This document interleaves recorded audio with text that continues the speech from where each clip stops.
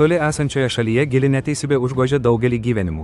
Drąsus jaunas teisininkas, Nelsonas, matė, kaip jo tauta kenčia nuo apartheido taisyklių, kurios juos skyrė pagal odos spalvą.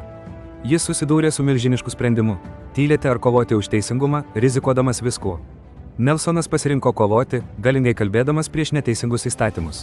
Mes turime stovėti kartu už laisvę, paskelbė jis, uždegdamas viltį. Jo žodžiai taip pat išprovokavo pyktį valdžioje esančiųjų gretose. Netrukus jis buvo areštuotas ir nuteistas ilgam kalėjimo laikotarpiui. Esu pasirengęs mirti už šį tikslą, drąsiai pareiškė jis, priimdamas savo likimą. Nesuskaičiuojamus metus jis kesdavo mažoje, izoliuotoje kalėjimo kameroje. Kasdien jo ryžtas buvo bandomas ir galėjo kilti abejonių.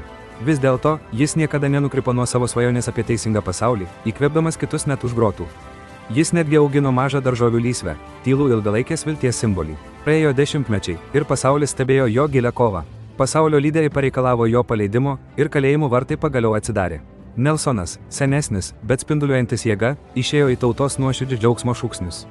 Jis pasirinko atleidimą, o ne kartelį, tapdamas vizionieriumi lyderiu. Vedė savo šalį į taiką, jis niekada nesigailėjo savo drąsios pozicijos už teisingumą. Tai moko mus, kad kai priimi stiprų sprendimą dėl gėrio, niekada jo nesigailėk. Jei Nelsono Mandelos kelionė jūs įkvėpė, prenumeruokite Lithuanian Repo ir gaukite daugiau legendinių istorijų. Spauskite patinka, jei šiandien pritaikysite šią pamoką, ir pakomentuokite, kurią garsią istoriją turėtume pasidalinti toliau.